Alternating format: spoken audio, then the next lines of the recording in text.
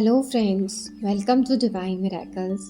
आइए हम अपनी किताब ईश्वर के साथ बातचीत में आगे बढ़ते हैं। तुम ही मुझे रास्ता दिखाओगे, तुम्हारे सानिध्य में ही रहता है परम आनंद। तुम्हारे दाहिनी तरफ रहते हैं सुख सदा सर्वदा। लेखक कहते हैं, जीवन भर में ईश्वर तक पहुंचने का मार्ग ढूंढता रहा हूँ। ईश्वर, हाँ मैं जानता हूँ।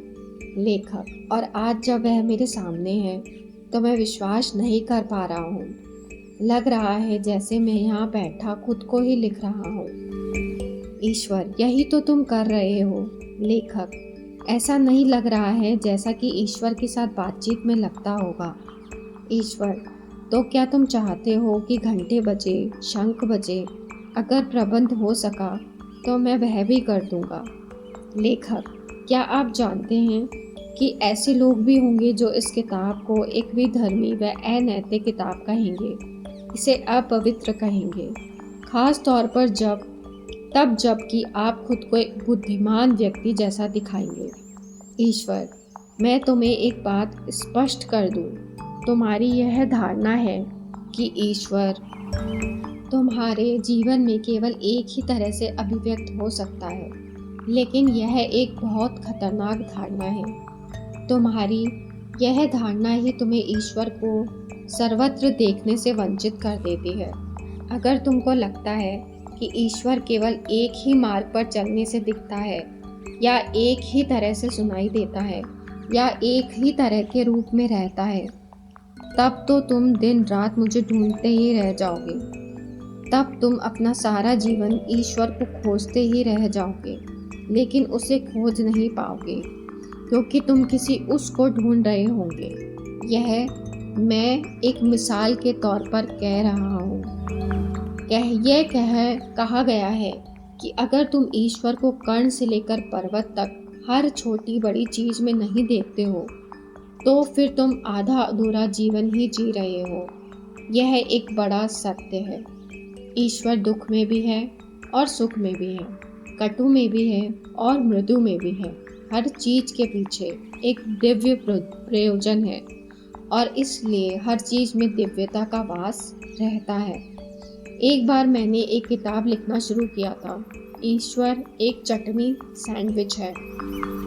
वह एक बढ़िया किताब रहती, मैंने ही तुम्हें उसे लिखने के लिए प्रेरणा दी थी, लेकिन तुमने उसे लिखा क्यों नहीं? लेखक, वह निधर्मी व अनैतिक जैसी लगी, या बहुत अनादरकारी तो लगी ही। ईश्वर, तुम्हारा मतलब है बहुत अधिक अनादरकारी। यह तुम्हें किसने बता दिया कि ईश्वर केवल आदरकारी होता है? ईश्वर भी ऊपर नीचे होता है, ठंडा गर्म होता है, दाएं बाएं होता है, मान अपमान वाला होता है। क्या तुम सोचते हो कि ईश्वर हंस नहीं सकता? क्या तुम कल्पना कर सकते हो कि ईश्वर भी उम्दा चुटकुलों का आनंद लेता है? क्या तुम ऐसा मानते हो कि ईश्वर में हास्य बोध नहीं है? लेकिन यह बात जान लो कि ईश्वर ने ही तो परिहास को इजाद किया है। तुम जब भी मुझसे बात करो, तब क्या शांत स्वर में ही बात करना आवश्यक है? क्या चालू भाषा या कठोर शब्द मेरी दृष्टि में वर्जित होते हैं? नहीं, बल्कि तुम मुझसे वैसे ही बात कर सकते हो जैसे कि अपने दोस्त से करते हो। क्या तुम्हें लगता है कि कोई शब्द ऐसा है जो मैंने सुना ना हो? कोई दृश्य ऐसा है जो मैंने देखा ना हो? कोई ध्वनि ऐसी है जिसे मैं जानता ना हो? क्या तुम ऐसा सोचते हो कि इनमें से कुछ को मैं हे ही समझता हूँ और बाकी मुझे बहुत प्रिय है? तो मैं तुम्हें बता दूं कि मैं किसी भी चीज़ को हे नहीं समझता, मानता। संसार में कुछ भी मेरे लिए अप्रिय नहीं है। यह तो जीवन है, और जीवन एक उपहार है, अवर्णनीय कोषागार है। यह पवित्रों में पवित्रतम है। ये मैं ही जीवन हूँ, क्योंकि जीवन एक घटक भी मैं ही हूँ। जीवन का हर पहलू एक दिव्य प्रयोजन रखता है। ऐसी कोई चीज अस्तित्व में है ही नहीं जिसे ईश्वर ने समझ न लिया हो और उसके होने का अनुमोदन न कर दिया हो। लेखक, ऐसा कैसे हो सकता है? उस बुराई का क्या जो आदमी ने पैदा की है? ईश्वर, तुम ऐसा कुछ पैदा कर ही नहीं सकते हो जो कि ईश्वर की योजना से बाहर हो। न कोई विचार, न कोई वस्तु, न कोई घटना और ना ही किसी भी तरह का कोई भी अनुभव। क्योंकि ईश्वर की योजना तुम्हारे लिए यह है कि वह ऐसा सब कुछ पैदा करे जो कि तुम चाहो, कुछ भी। इसी तरह की स्वतंत्रता में ही निहित रहता है ईश्वर का यह अनुभव कि वह ईश्वर है। और यही वह अनुभव है जिसके लिए मैंने तुमको रचा है, और जीवन को भी। बुराई तो वह है जिसे तुम बुराई कहते हो, मैं तो उसे भी प्रेम करता हूँ, क्योंकि जिसे तुम बुराई कहते हो उसी के जरिए तो तुम अच्छाई को जान पाते हो। केवल उसी के जरिए तुम ईश्वर के काम को जान पाते हो, जिसे कि तुम शैतान का काम कहते हो। मैं ठंडे को भी उतना ही प्रेम करता हूँ जितना कि गर्म को, ऊंचे को भी उतना ही जितना कि नीचे को, बाएं को भी उतना ही जितना कि दाएं को। यह सब सापेक्ष है। यह सब जो है का ही तो हिस्सा है। जितना प्रेम मैं बुराई को करता हूँ, अच्छाई को उससे ज़्यादा नहीं करता हूँ। हिटलर स्वर्ग को गया है। जब तुम यह बात समझ जाओगे तब तुम ईश्वर को समझ जाओगे। लेखक, लेकिन मैं तो इस विश्वास के साथ पला बड़ा हूँ कि अच्छाई और बुराई अस्तित्व तो है ही, कि सही और गलत एक दूसरे के विपरीत है ही, कि ईश्वर की नज़र में कुछ चीज़ें ठीक नहीं हैं, सही नहीं है, स्वीकार्य नहीं है।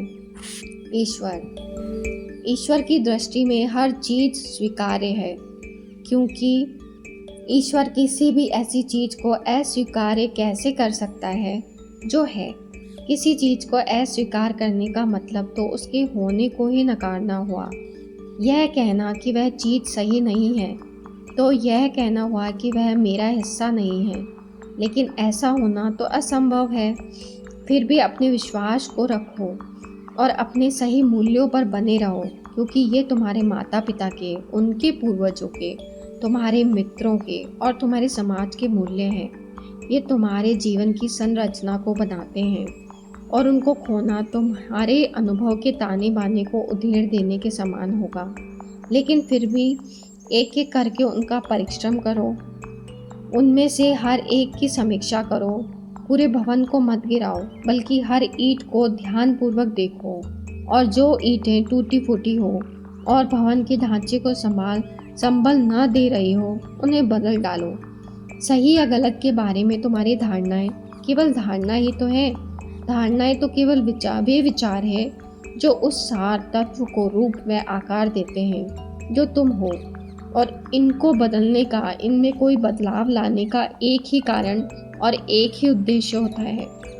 जो तुम हो उससे अगर तुम खुश नहीं हो, अगर तुम खुश हो तो यह केवल तुम जान सकते हो। अपने जीवन के बारे में केवल तुम ही यह कह सकते हो, यह मेरा बनाया हुआ है और इससे मैं बहुत खुश हूँ। अगर तुम्हारे मूल्य तुम्हारा हित कर रहे हैं तो उन्हें थामे रखो, उनके लिए तर्क दो, उनके बचाव के लिए लड़ जाओ। फिर भी लड़ो इस तरह कि किसी को कोई हानि ना हो। किसी को ठीक करने के लिए उसे हानि पहुंचाना कतई आवश्यक नहीं है। तो फ्रेंड्स, आज इतना ही। Thank you, thank you, thank you.